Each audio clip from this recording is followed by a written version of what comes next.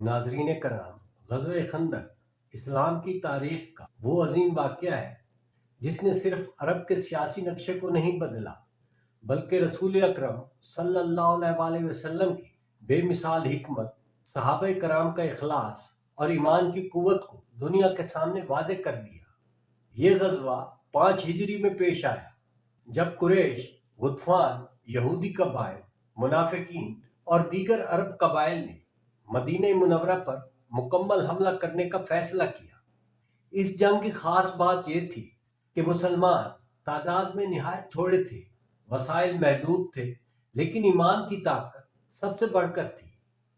ناظرین کرام، اس ویڈیو میں ہم غزوہ خندق کے تمام کرداروں، حالات، حکمت عملی، مشکلات اور روحانی پہلوؤں کو مفصل انداز میں بیان کریں گے۔ ویڈیو شروع کرنے سے پہلے آپ سے گزارش ہے کہ چینل کو سبسکرائب کیجیے گا اور ویڈیو کو لائک کیجیے گا۔ ناظرین کرام، غزوہ احد کے بعد قریش نے فیصلہ کیا کہ اب مسلمانوں کو مکمل طور پر ختم کرنے کے لیے ایک متحد حملہ بہت ضروری ہے۔ دوسری طرف یہودی قبیلہ بنو نذیر پہلے ہی مدینے سے نکالا جا چکا تھا۔ وہ مسلمانوں کے خلاف شدید نفرت رکھتا تھا۔ مدینہ سے نکل کر وہ خیبر میں جا آباد ہوئے اور وہاں سے انہوں نے سازشیں شروع کی۔ بنو نذیر کے سردار حی بن اخطب نے مختلف عرب قبائل کا دورہ کیا اور سب کو مسلمانوں کے خلاف اکٹھا کرنے کی کوشش کی۔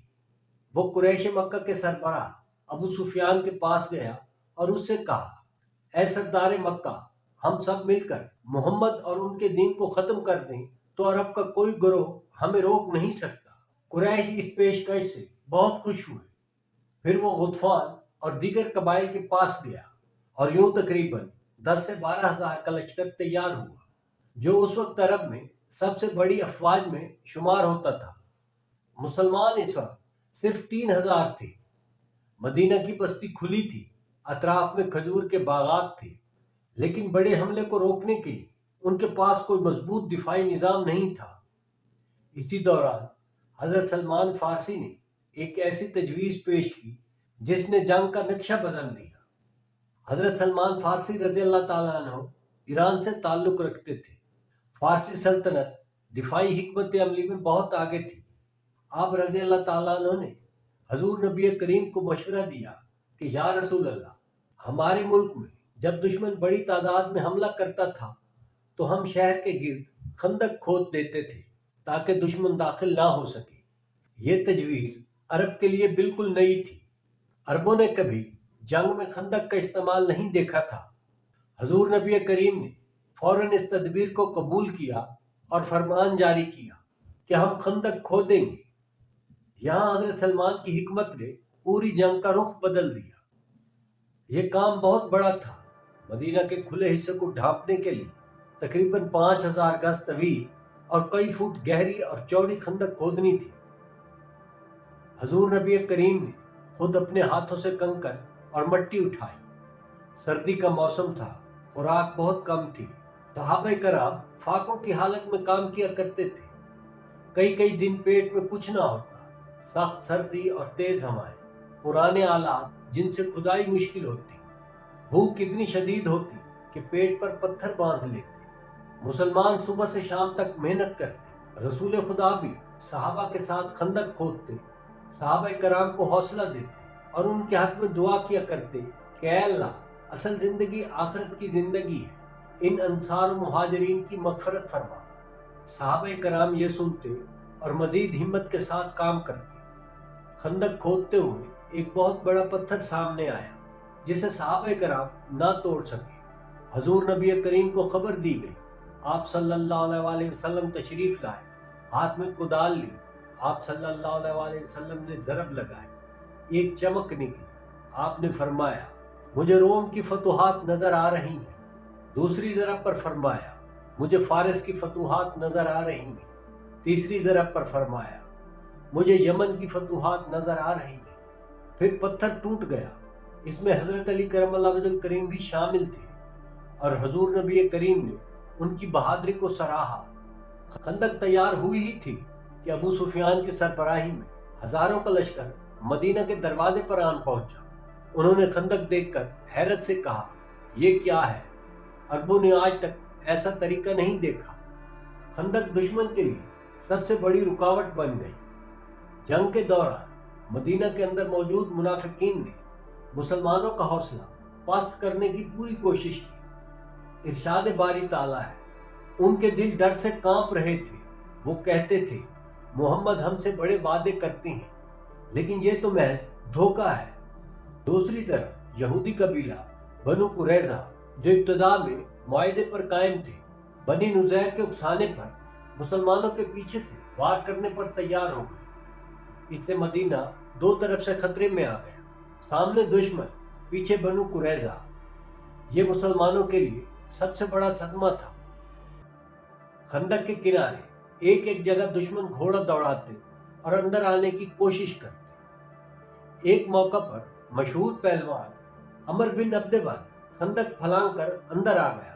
وہ لشکر قریش کا سب سے بڑا سپاہی تھا۔ اس نے للکارا، کون ہے جو میرے مقابل آئے؟ حضرت علی کرم اللہ وجہ الکریم سامنے آئے۔ حضور نبی کریم نے فرمایا، علی یہ عمر بہت بڑا جنگجو ہے۔ علی نے عرض کیا، یا رسول اللہ میں اس کا مقابلہ کروں گا۔ مقابلہ شروع ہوا۔ سخت ترین لڑائی کے بعد حضرت علی نے عمر بن عبد ود کو قتل کر دیا۔ اس سے دشمن پر خوف طاری ہو گیا۔ یہ جنگ کا فیصلہ کن لمحہ تھا۔ دشمن دن رات مسلمانوں پر حملے کرتا، لیکن خندق نے ان کی پیش قدمی روک رکھی تھی۔ تیر اندازی ہوتی، پتھر پھینکے جاتے، مسلمانوں کو بھوکا رکھا جاتا، اندر منافقین بد دل کرتے، مسلمان ہر لمحہ جاگ کر پہرا دیتے۔ حضور نبی کریم صلی اللہ علیہ وآلہ وسلم خود خندق کے اطراف چکر لگاتے اور صحابہ کرام کی ہمت بڑھاتے۔